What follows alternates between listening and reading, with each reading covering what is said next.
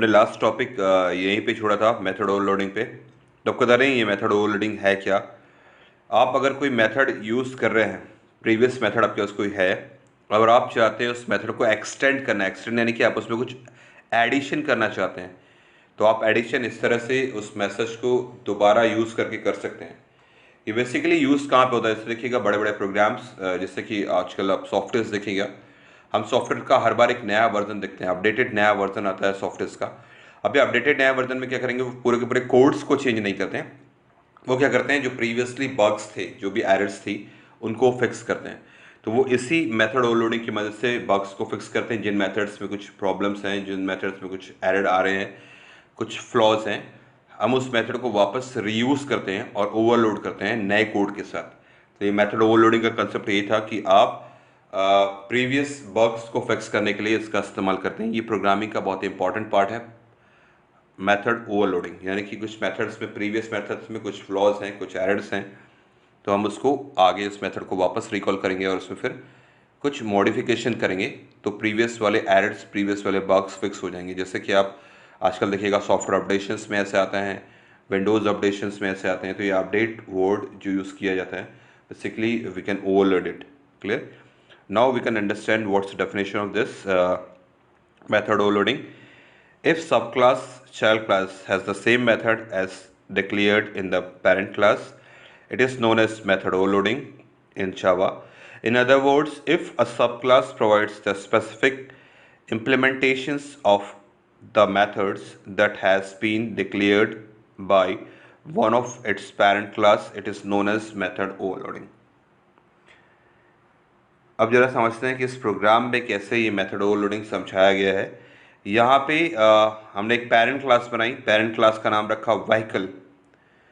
Parent class का क्या नाम रखा हमने, व्हीकल। उसके अंदर का एक मेथड बनाया, मेथड का नाम हमने रख दिया रन, वॉइड रन। उसके अंदर एज यूजुअल हमारे आउटपुट स्ट्रीम के हमने मेथड यूज़ किए, system dot out dot println vehicle is running.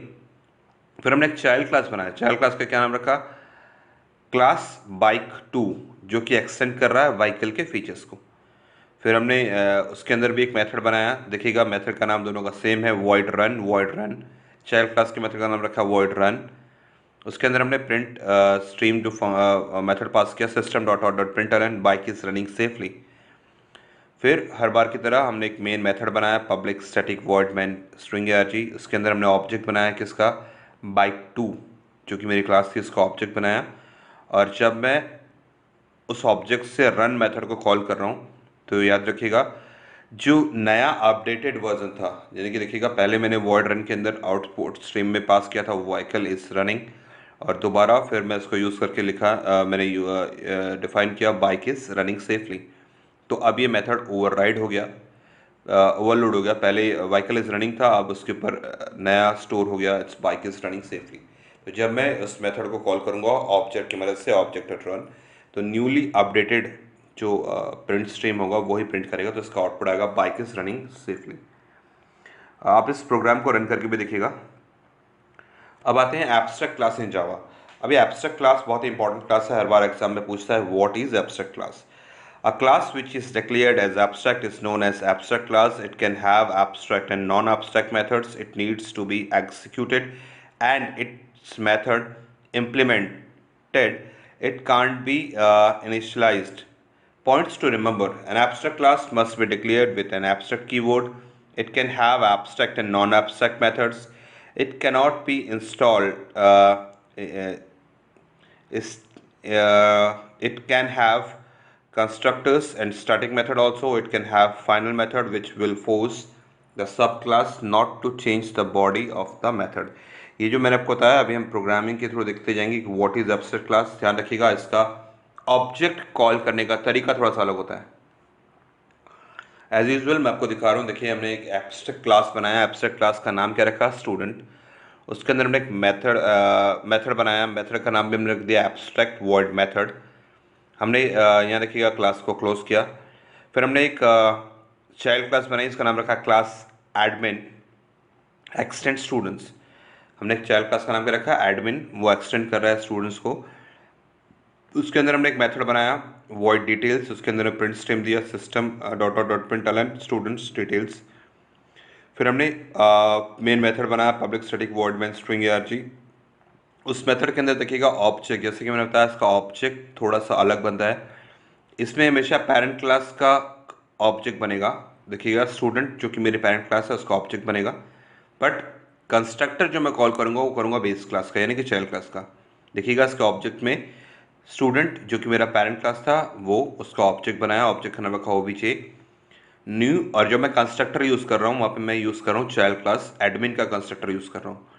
फिर इसके अंदर से जब मैं ओबीजे डॉट डिटेल्स नाम के मेथड को कॉल करूँगा तो उसमें जो लिखी हुई प्रिंट स्ट्रीम थी स्टूडेंट डिटेल्स वो प्रिंट कर जाएगी। ये एक एक्सेप्शन केस है। जब हम इसको लाइव क्लासेस में रन करेंगे तो मैं आपको इसके एक्सेप्शन केसेस बताऊंगा कि ये एक्सेप्शन क्यों है और इसका क्या यूज़ किया जाता है। अब इंटरफेस इन जावा, जैसे कि मैंने आपको बताया कि हायरार्किकल इनहेरिटेंस एक टर्म था जो हम एक्सेस करना चाह रहे थे जावा में, तो उसके लिए हमें इंटरफेस की मदद लेनी पड़ती है। इंटरफेस एक लाइट वेटेड क्लास का ही एक लाइट वेटेड वर्जन है जिसकी मदद से हम एक्सेस कर पाते हैं different different features, different different variables को। देखिए तो इसका डेफिनेशन देखते हैं। इन inheritance in Java is a blueprint of class, it has static, constant and abstract methods. The interface in Java is a mechanism to achieve abstraction. There can be only abstract method in the Java interface, not method body. It is used to achieve abstraction and multiple inheritance in Java. Syntax दिया है इसका inheritance, inheritance का नाम, interface का नाम, then declare constant fields, declare methods that abstract, और by default जो भी आप यूज़ करेंगे वो फिर यहाँ पे इंटरफेस का पैरेंथेसिस क्लोज कर देंगे। बेसिकली इंटरफेस क्लास के जैसे ही होता है, बट ये लाइट वेटेड होता है इसलिए हम जनरली इसका काफ़ी इस्तेमाल करते हैं। अब देखिएगा बहुत बड़ा इंपॉर्टेंट चीज़ हर बार एग्जाम से पूछा जाता है कि भाई कैसे क्लासेस को क्लासेस से बाइंड किया जाए और इंटरफेस को क्लासेस से बाइंड किया जाए। तो यहाँ पे दो कीवर्ड्स का इस्तेमाल करता है। अगर आप दो क्लासेस को बाइंड कर रहे हैं, यानी कि दो क्लासेस को अगर आप जोड़ रहे हैं, इनहेरिटेंस कर रहे हैं, तो एक्सटेंड्स कीवर्ड का इस्तेमाल करेंगे। और दो इंटरफेसेस को अगर आपस में आप जोड़ रहे हैं तो भी आप एक्सटेंड्स कीवर्ड का इस्तेमाल करेंगे। याद रखिएगा दो सिमिलर टर्मिनोलॉजीज, यानी कि क्लास क्लास के बीच आप एक्सटेंड कीवर्ड्स का इस्तेमाल करेंगे, इंटरफेस इंटरफेस के बीच आप एक्सटेंड्स कीवर्ड का इस्तेमाल करेंगे। मगर अगर आप इंटरफेस और क्लास को जोड़ रहे हैं तो आपको इम्प्लीमेंट्स कीवर्ड का इस्तेमाल करना पड़ेगा। ये अकॉर्डिंग टू सिंटेक्स दिया है, बट सम एक्सेप्शन केसेस में आप इंटरफेस और क्लास को एक्सटेंड कीवर्ड से भी जोड़ सकते हैं, बट अकॉर्डिंग टू सिंटेक्स जो रूल बोला जाता है उसके हिसाब से अगर आप इंटरफेस को ऐड कर रहे हैं क्लास के साथ तो यू यूज इम्प्लीमेंट्स कीवर्ड का ही इस्तेमाल करेंगे। जैसे कि मैंने आपको दिखाया नीचे, इंटरफेस का बेसिकली यूज़ किया था मल्टीपल इनहेरिटेंस इन जावा के करने के लिए हम इसका इस्तेमाल करते हैं।